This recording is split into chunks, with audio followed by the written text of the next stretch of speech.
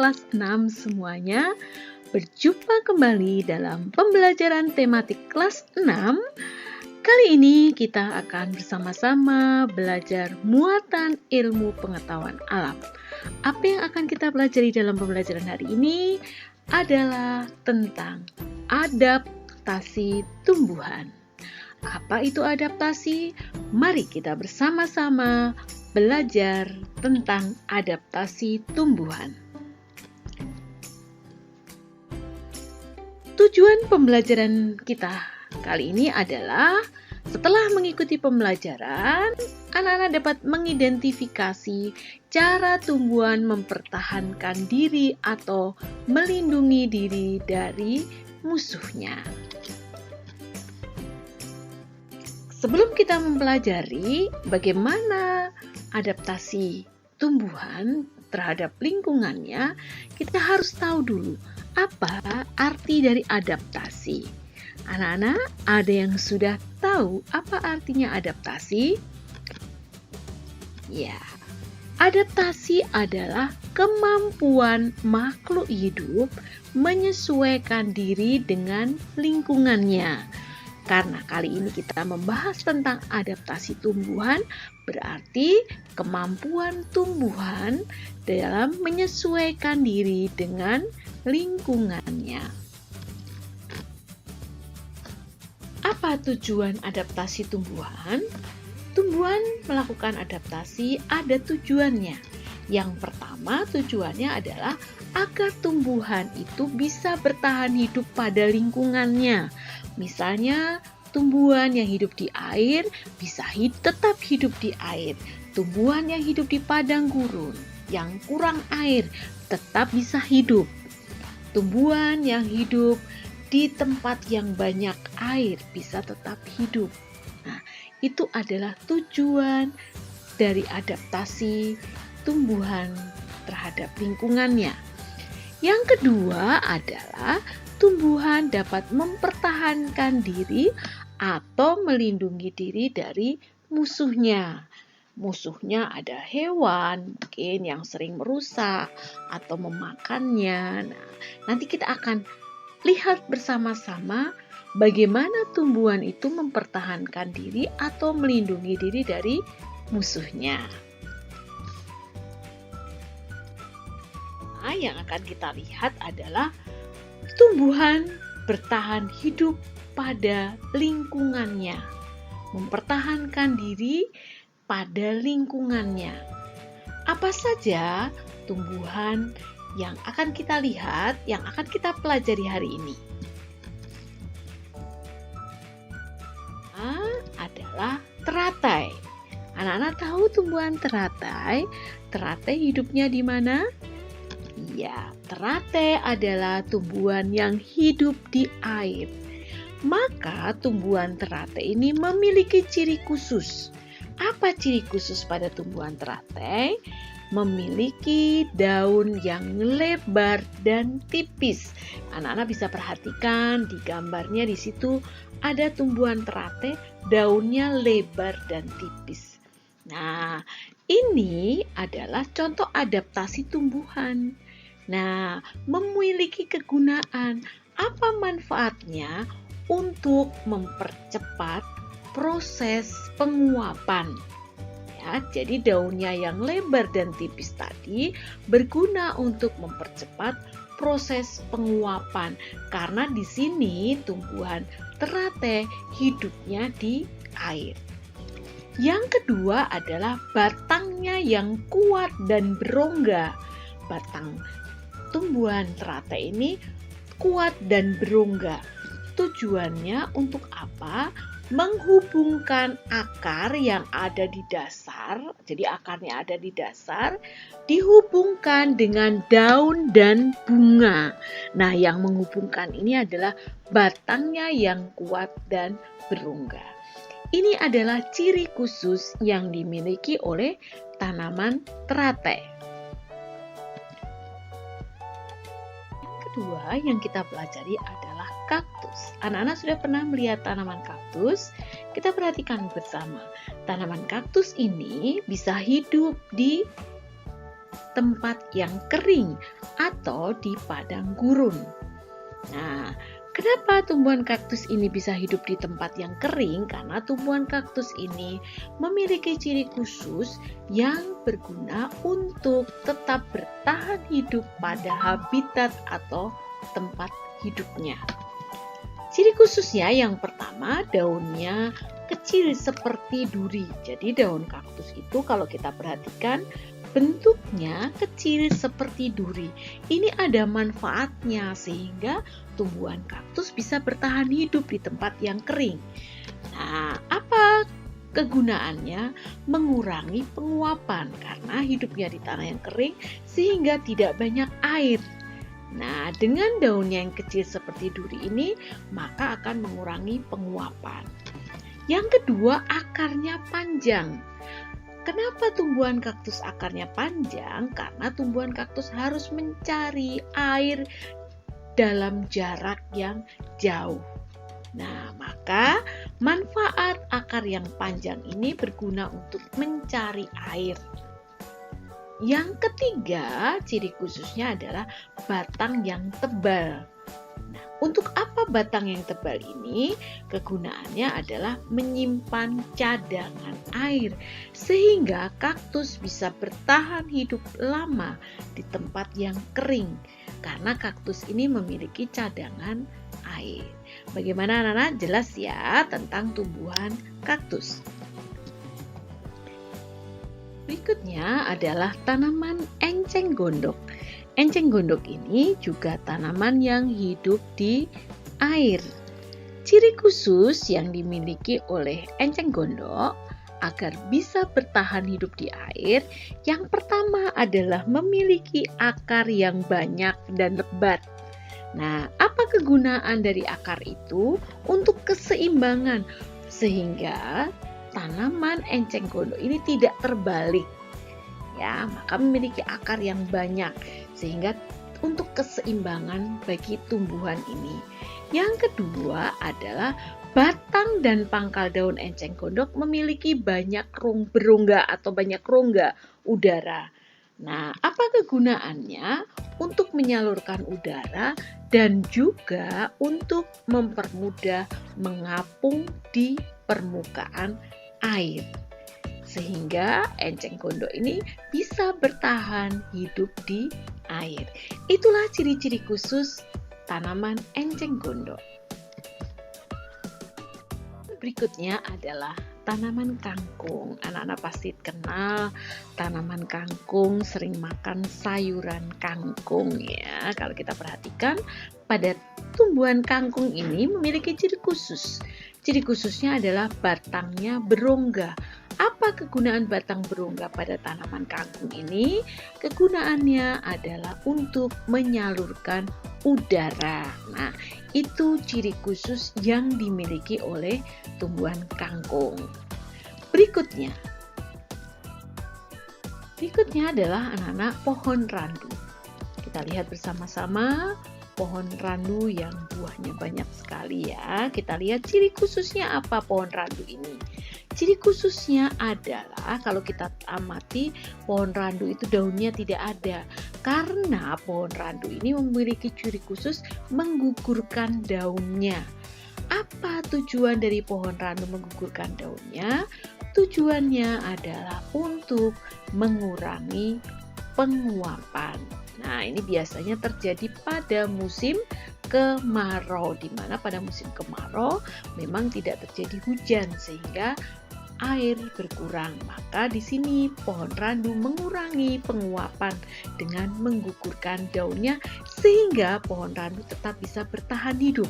Nanti pada saat sudah mulai musim hujan lagi, maka akan tumbuh lagi daunnya. Adalah pohon cemara. Anak-anak sudah pernah melihat pohon cemara? Ya, biasanya kadang-kadang digunakan untuk pohon Natal ya, menggunakan pohon cemara yang sangat indah sekali. Apa ciri khusus dari tumbuhan cemara ini? Pohon cemara daunnya adalah runcing. Nah, apa manfaat dari daun runcing? Ciri khusus yang dimiliki oleh tumbuhan cemara ini. yaitu untuk mengurangi penguapan. Nah, itu terdapat pada tumbuhan cemara. Adalah putri malu. Nah, siapa yang pernah bertemu dengan tanaman putri malu? Bagaimana putri malu kalau kita sentuh? Ya, tanaman putri malu memiliki ciri khusus, yaitu daunnya mengatup atau menutup saat disentuh. Nah, jadi daunnya putri malu tadi ketika disentuh akan mengatupkan daunnya. Nah, apa sebenarnya tujuannya ini? Adalah untuk melindungi diri dari musuhnya. Benarnya adalah pohon jati. Pohon jati yang masih kecil daunnya tapi lebat. Pohon jati memiliki ciri khusus seperti pohon randu, yaitu menggugurkan daunnya di musim kemarau. Tujuannya sama, adalah mengurangi penguapan. Berikutnya adalah kantong semar. Pernah melihat tanaman kantong semar? Anak-anak, tanaman kantong semar ini sudah termasuk dalam kelompok tanaman langka. Nah, kalau kita perhatikan pada gambar kantong, ada kantongnya di daunnya ya, di ujung daunnya ada kantong. Nah, apa ciri khususnya? Ciri khususnya daunnya berbentuk kantong. Nah, berfungsi untuk apa? Untuk menangkap serangga. Jadi, tumbuhan kantong semar ini adalah tumbuhan pemakan serangga. Nah, karena tumbuhan ini kenapa menangkap serangga? Karena tumbuhan kantong semar ini hidup di daerah yang kekurangan nitrogen. Maka dengan menangkap serangga ini tujuannya adalah untuk mendapatkan nitrogen agar tercukupi kebutuhan nitrogennya, sehingga tumbuhan kantong semar ini tetap bisa bertahan hidup di daerah yang kekurangan nitrogen. Jelas anak-anak? Tadi adalah ciri khusus tumbuhan untuk menyesuaikan diri dengan lingkungannya untuk bisa bertahan hidup di lingkungan tempat hidupnya. Nah, sekarang yang kedua adalah adaptasi tumbuhan yang berfungsi atau berguna untuk melindungi diri dari musuhnya. Melindungi diri dari musuhnya dengan memiliki duri. Anak-anak tahu tanaman yang memiliki duri? Ya, ada bermacam-macam. Yang pertama adalah duri pada batang. Ayo, anak-anak tahu tanaman apa yang batangnya memiliki duri? Ya, pinter. Yang pertama adalah pohon salak. Pohon salak kalau kita perhatikan, batangnya banyak sekali durinya. Lalu tanaman bunga bougainville yang warnanya indah juga memiliki duri pada batangnya.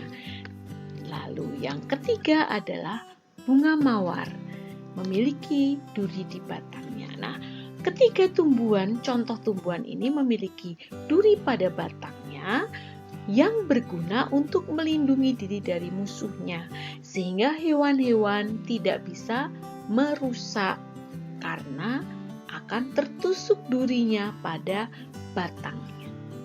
Jelas anak-anak ya? Ada juga tumbuhan yang memiliki duri pada daunnya. Contohnya adalah tanaman pandan yang baunya wangi. Ini memiliki duri pada daunnya. Juga ada duri pada buahnya. Apa itu? Buah yang enak, yang banyak disukai orang, tetapi berduri pada buahnya. Iya, betul, tanaman durian. Sehingga hewan atau musuh ketika akan memetik atau memakannya, maka akan terkena durinya. Jelas ya anak-anak ya? Itu ciri khusus tumbuhan yang memiliki duri. Ya, adalah memiliki bulu halus atau disebut lugut. Bulu halus atau lugut ini kalau mengenai tangan kita atau kulit kita akan menjadi gatal. Gatal-gatal ya. Apa saja contoh tumbuhan yang memiliki bulu halus atau lugut? Ya, yang pertama ini apa? Iya, betul. Ini adalah pohon bambu. Bambu ini memiliki lugut atau bulu halus sehingga ketika kita menebang maka kita akan terkena kulit kita dan akan menjadi gatal. Ya, hewan yang akan merusak tanaman ini juga akan merasakan gatal. Berikutnya adalah tanaman apa, anak-anak? Tebu. Nah, tebu ini juga memiliki lugut sehingga hewan tidak bisa merusak karena akan kena lugutnya. Berikutnya adalah tanaman jagung. Jagung juga batangnya memiliki bulu halus atau lugut. Itulah contoh tumbuhan yang memiliki bulu halus atau lugut untuk melindungi diri dari musuhnya sehingga musuhnya tidak sembarangan merusak tanaman itu. Jelas, anak-anak? Baik. Kan tanaman yang memiliki ciri khusus menghasilkan getah. Apa itu tanaman yang menghasilkan getah? Misalnya saja nangka. Ya, anak-anak pernah makan nangka? Ketika kita buka nangka, entah nangka muda atau nangka yang sudah matang, banyak sekali getahnya sehingga lengket tangan kita. Pernah anak-anak membuka atau makan buah nangka ya? Oke, berikutnya adalah buah pepaya. Pepaya ini juga ada getahnya, ya. Pada batangnya ada getahnya, kemudian pada pepaya yang masih muda itu juga ada getahnya. Lalu tumbuhan atau bunga kamboja ini juga memiliki getah. Nah, mengeluarkan atau menghasilkan getah. Nangka, pepaya, dan kamboja melindungi diri dari musuhnya dengan menghasilkan getah. Sehingga hewan atau musuh yang datang ingin memetik atau memakan atau merusak itu akan terkena getahnya dan menjadi lengket. Itulah cara ketika contoh tumbuhan ini melindungi dirinya. Adalah tanaman yang mengeluarkan racun. Pastinya ketika dimakan, maka yang memakan akan mengalami keracunan. Nah, apa contoh tumbuhan yang mengeluarkan racun? Yang pertama adalah, lihat anak-anak tanaman apa? Ya, ini adalah pohon jarak. Pohon jarak ini tanaman beracun sehingga ketika dimakan maka akan keracunan ya. Kemudian ada tanaman kecubung, sama. Inilah cara kedua tanaman ini melindungi diri dari musuhnya dengan mengeluarkan racun sehingga hewan-hewan atau musuhnya tidak akan berani mendekat atau memakannya karena akan keracunan ya. Itu contoh tumbuhan yang melindungi diri dari musuhnya dengan mengeluarkan racun. Berikutnya adalah menggulungkan daunnya. Nah, daunnya digulungkan. Nah, apa tanaman yang menggulungkan daunnya? Itu ada tanaman jagung. Kalau anak-anak perhatikan pada tanaman jagung itu dia akan menggulungkan daunnya dan juga tanaman tebu. Ya, ini adalah ciri khusus yang dimiliki oleh kedua tanaman ini untuk melindungi diri dari musuhnya.